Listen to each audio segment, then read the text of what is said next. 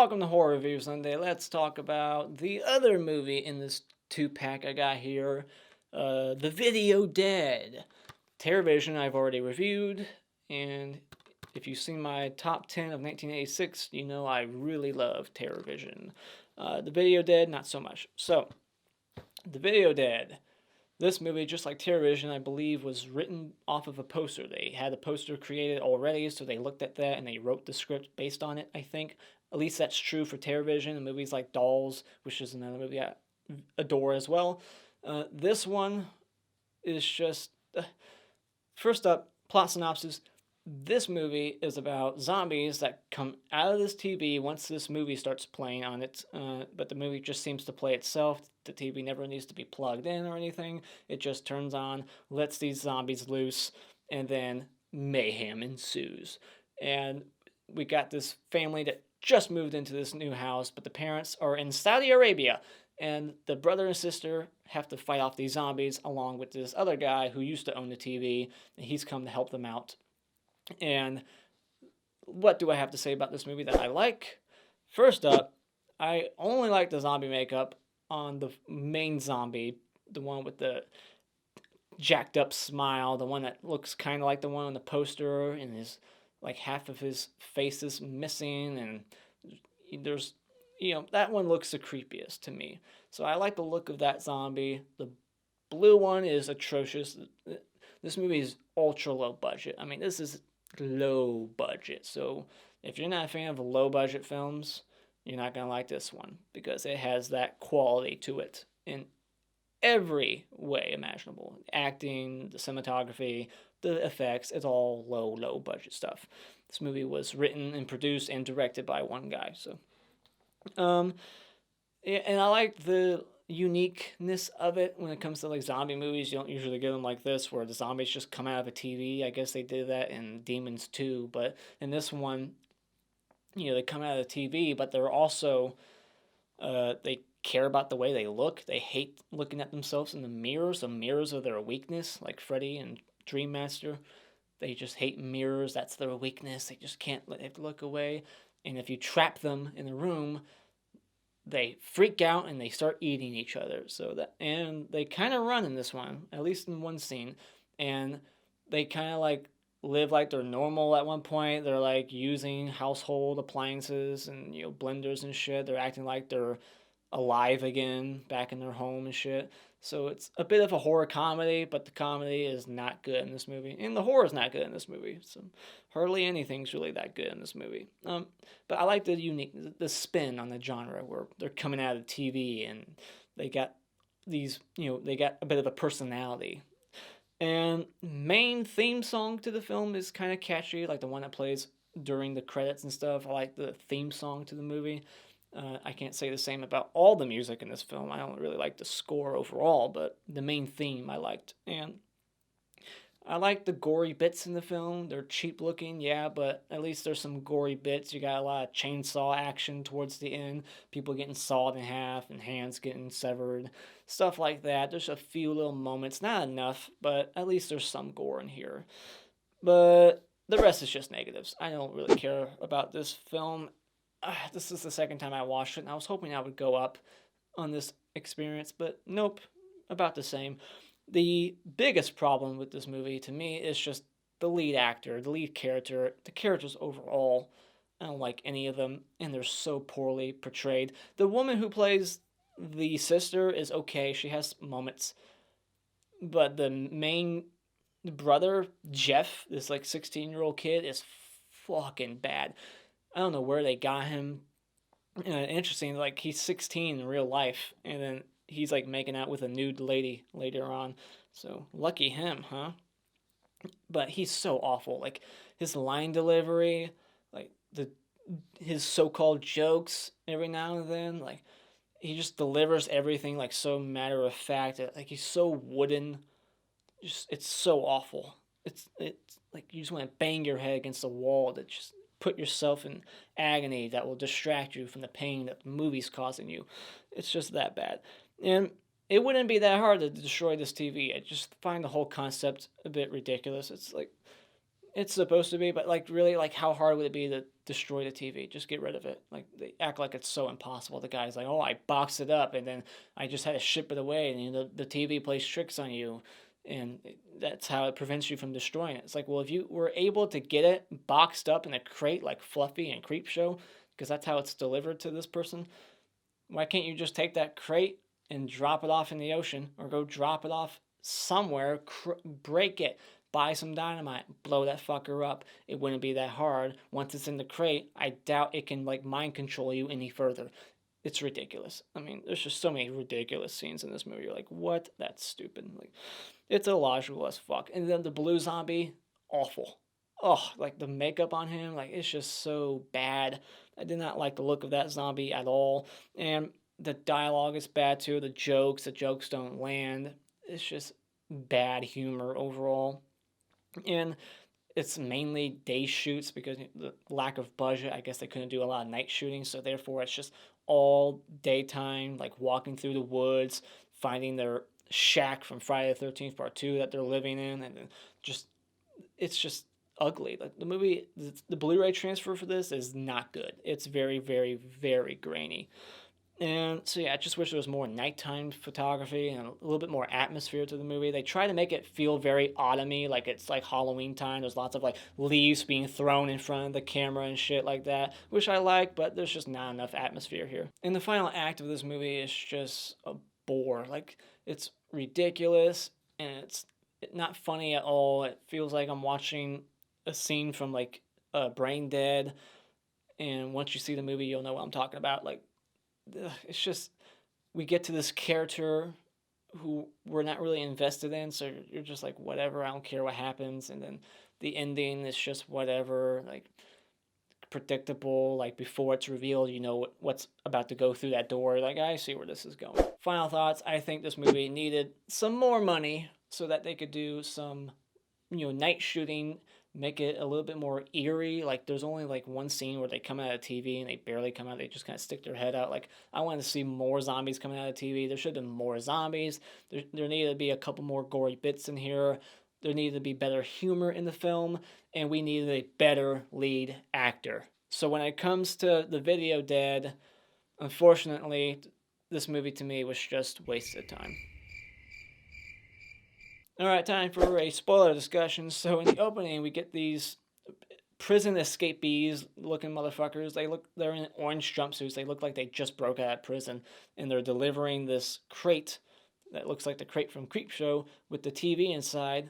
They're delivering it to this guy, and the one like black guy, he just keeps giving the other guy this weird look. He just looks back to him like 5 times, and each time the guy just goes like, he just keeps giving this look, like barely nodding his head. Like, it's just weird. I don't know what the hell that was all about. It's supposed to be funny, I guess, but the guy, they come out of the TV, and that's like the cool scene in the movie. That's the best looking scene in the movie, and it's the poster shot with them coming out of the TV, and then he's like dead the next morning with a birthday hat on his head. It looks like he has like a slit throat or some shit.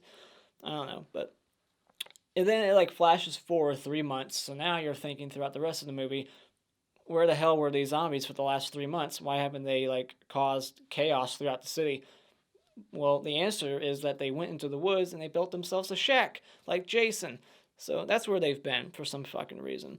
And then this other guy who is responsible for shipping this TV he was shipping it to like this institution for the occult or some shit, and then it took him 3 months to find out where it was mistakenly dropped off, and it just so happens that he finds the location the day that this house finally gets a new owner. So that just all conveniently lined up and shit.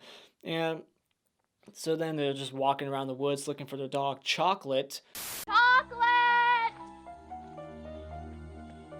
Chocolate! And the dog, this scene just took me right back to Friday the 13th Part 2 once again. Like, the shot of like the dog going up to the zombie's feet, looks up. I was like, it's Muffin. It looks like the scene's right out of Friday the 13th Part 2. So he meets this girl April, and she lives like right next door, and it's like a middle class family. We never see the mom ever, so I'm guessing she's alive, because she's like already sharing dirty secrets of her family to this kid next door. Like they just met, and she's on the phone later on, like, yeah, my dad's sleeping with the maid right before she hangs up. Like that's how they end their conversation. Like, all right, I gotta go.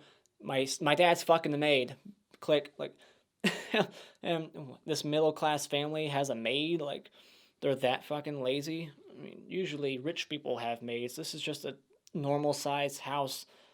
It's like, why do you need a maid with a bad foreign accent? Like, that was a fake accent. It was terrible. So then, like, this TV lady is this naked lady is unexplained who she is, why she's the only one that gets to look normal, but everybody else in the movie is a zombie. And then who this other guy is, we never know, but he has all this information, so he gives this exposition dump about how to destroy the zombies right before he kills the girl in the TV, and so now she's dead. Like that whole scene makes no sense. I don't understand what the hell's going on there. And then we get the scene where he takes the TV down to the basement and he's trying to like tape the mirror to the TV instead of just propping the mirror up against the wall and pressing the TV up against it where it's going to be facing the mirror and the mirror can't fall.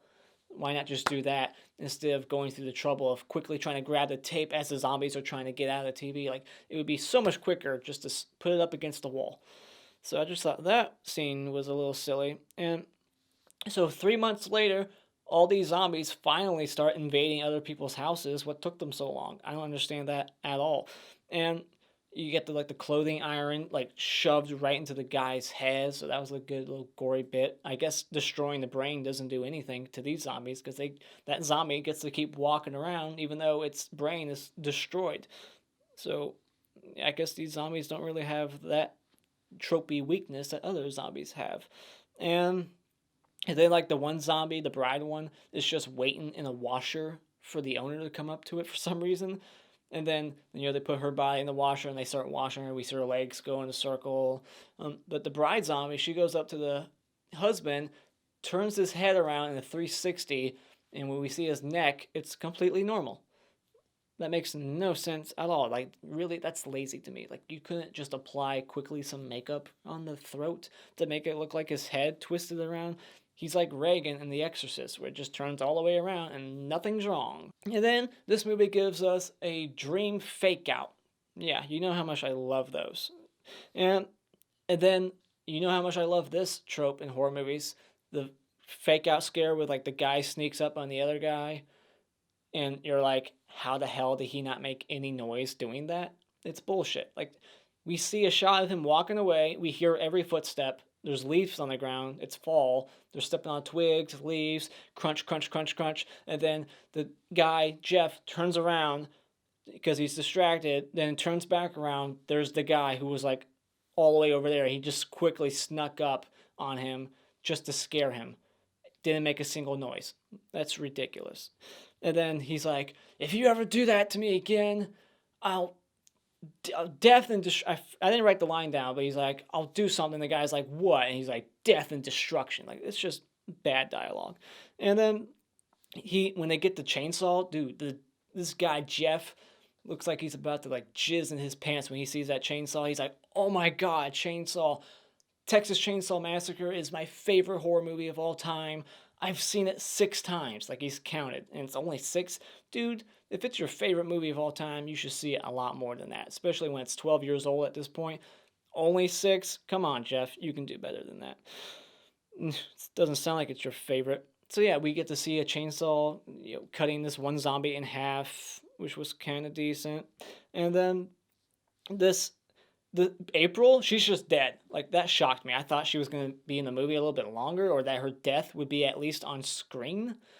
But she just, like, she's in the bathroom, she sees the zombie, she passes out, the zombie picks her up, takes her outside, and carries her off. And then the next time we see her, she's, like, gutted on the ground, like she's dead. And they went out there, like, to save her. Oh, no, she's already dead. So I actually kind of like that. That's a surprise, because you think it's going this way, they're going to go get her. She's like a hostage or something. They're going to rescue her. Nope, she's dead. So then this scene was so stupid. Like, they're like, all right, one of us has to be bait. It's like, no, you don't. Like, you're already bait. The zombies want you. So you can just be on the ground. Like, they put Jeff up in the air like he's a piñata. And it's ridiculous. It's like, what? Like, just walk around. and look for the zombies, or they'll look for you. Either way, it doesn't matter. And like how he got him, like how he convinced him to go up there, I I would love to hear that conversation, because you would never be able to convince me to do something that stupid. And then Jeff, he goes and decapitates the bride zombie, but as he does it, she like sticks the chainsaw through him and kills him. So that was shocking. I didn't think this character was gonna die, because there's still like a whole another 10 minutes or so left in the movie. I thought he was gonna make it to the end at least, or die at the very last minute or something. No, he's dead already. He gets chainsawed. Thank God, I hated him. And but also there's like a zombie chase with the chainsaw, like she's chasing him with the chainsaw. So I had a good chuckle at that. It's like you never see that in zombie movies. A, a chainsaw wielding zombie in a bride's outfit and a bad wig chasing some dude through the woods like Texas Chainsaw Massacre. So it's like in that moment he was living a scene from his favorite movie. So I like that. We get to spend the last 10 minutes of the movie with this sister who we don't really know much about. So it's like, I don't care what happens to her. She has a degree in aerobics. That's all I know about her. And she remembers something she heard from earlier, kind of like an Argento film. Like, oh yeah, I remember. I heard this. And then what she remembers is the fact that if you don't show fear, they can't kill you. That's different, and it makes no sense. If that's true, how come these other people are dead?